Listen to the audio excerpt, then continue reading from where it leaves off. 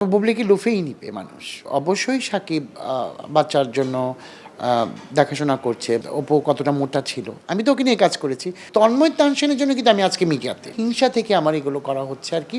আমার কিন্তু কোনো শত্রু নেই। আমার চোখে যাকে ভালো লাগে আমি সে হোক ছোট, আমি তাকে কিন্তু টেনে নেই। আমি এই মুহূর্তে কারোর নাম বলব না। আমি বলেছি যে কোনো একজন নায়িকা। আমি জানি না আমার শত্রু কিভাবে হয় আমি জানি না। আপনি যদি আমার ক্ষতি করেন উপরওয়ালা কিন্তু একজন আছে। আপনাকে ধ্বংস করে দিবে। ও মনে হয় নানিকে নিয়ে করে। তা আমার না ওইটা খুব ইন্টারেস্ট জেগেছে। আমি তাকেও আনার চেষ্টা করছি। এই যে ফটোশুট করে যাচ্ছি ওবিসি, টিভিসি এবং এগুলি করে যাচ্ছি। এখন যেহেতু আমাদের সিজন, সেই সিজন অনুযায়ী সব কিছু কাজই আমার করতে ওপেনিং করলাম। আর ওপেনিং আছে সামনে আপনারা দেখতে পাবেন। হ্যাঁ, আমি আইনি পদক্ষেপ নিয়েছি। আর হচ্ছে আমি নতুন একটা আইডি খুলেছি। এখনও আমার ওটা আসেনি। আমার ওই আইডিটা পেলে আমি হয়তো সবাইকে জানাবো।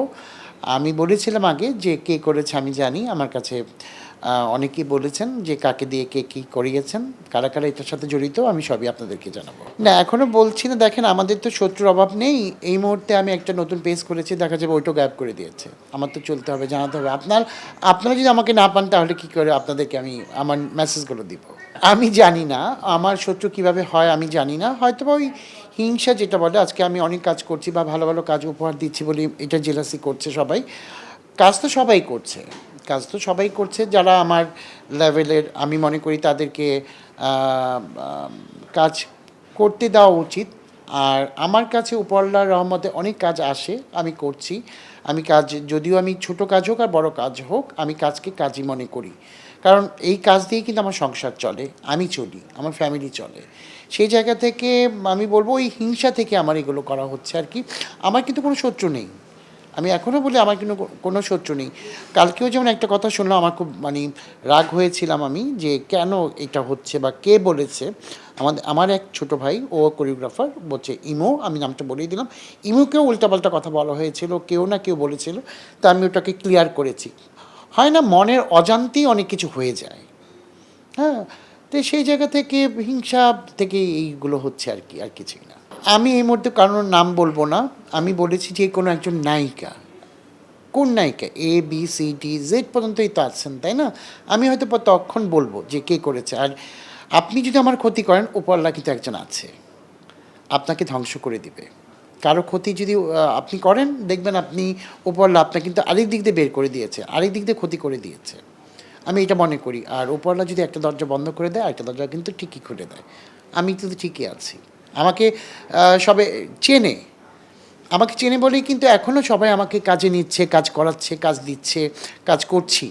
অবশ্যই ভাবছি, আমি আমার অ্যাসিস্টকেও বলছিলাম যে আমি আরেকটা কনটেন্ট ক্রিয়েটর দেখেছি, সেও বোধহয় নরসিংদীর, ওর নামটা আমি এই মুহূর্তে ভুলে গেছি। ও মনে হয় নানিকে নিয়ে করে। তা আমার না ওইটা খুব ইন্টারেস্ট জেগেছে। আমি তাকেও আনার চেষ্টা করছি যে আপনাদের মাঝে হয়তো আমি তাকেও প্রেজেন্ট করব। খুবই ভালো ছেলেটা, খুব ভালো ফানি কনটেন্ট করে। আমার কাছে খুব ভালো লেগেছে। আমার চোখে যাকে ভালো লাগে আমি সে হোক ছোট, আমি তাকে কিন্তু টেনে নিই। কারণ আমি ওই গৌতম সাহা কিন্তু একজনের মাধ্যমেই কিন্তু এই মিডিয়াতে এসেছি। আমি সবসময় বলে থাকি আমার এই মিডিয়ার পথ চলায় কিন্তু আমার সবচেয়ে বেস্ট ফ্রেন্ড তন্ময় তানসেন। আপনারা সবাই জানেন যে ও ছিল ভাইকিংসের ভোকালিস্ট। এই তন্ময় তানসেনের জন্য কিন্তু আমি আজকে মিডিয়াতে। আমি সবসময় বলে থাকি তন্ময় তানসেনের জন্য কিন্তু আমি এই মিডিয়াতে। আমাকেও হাতে ধরে টেনে, টেনে নিয়ে আসে। সেই জায়গা থেকে আমি অনেক কিছু শিখেছি। তার জন্যই কিন্তু আমি সবাইকে ব্রেক দেওয়ার চেষ্টা করি। এখন যদি বলতে চাই যে অপু যখন মা হয়েছিল, যখন জয়াকে নিয়ে বের আসলো, অপু তো মোটা ছিল, ছিল না? তাহলে অপুকে নিয়েছেন না আপনারা? আপনারা তো দেখেছেন যে অপু কতটা মোটা ছিল। আমি ওকে নিয়েছি না? আমি তো ওকে নিয়ে কাজ করেছি। তো বুবলি যদি মোটাও হয়ে যায় তো বুবলি, বুবলিই থাকবে। বুবলিকে নিয়ে কাজ করব, অবশ্যই করব। এবং বুবলিকে লুফেই নিবে মানুষ। এড়িয়ে যাচ্ছে না, না। ঠিক দেখেন, যার সন্তান সে তো তার আনন্দ উচ্ছ্বাস থাকেই। সেই জায়গা থেকে বলব যে অবশ্যই সাকিব বাচ্চার জন্য আ দেখাশোনা করছে বা জানাশোনা করছে। যেহেতু সাকিব এই মুহূর্তে দেশে নাই, সেই জায়গা থেকে তো এখন তো হবে না। অবশ্যই তার বাচ্চার খোঁজখবর নিয়ে সবকিছু ম্যানেজ করেই তো গেছেন, তাই না? এটা তো ওরই বাচ্চা, তাই না? তাহলে আম কেন আমি এটা বলব যে সাকিব কি বলবে না বলবে ওটা আমি এই মুহূর্তে বলতে পারছি না।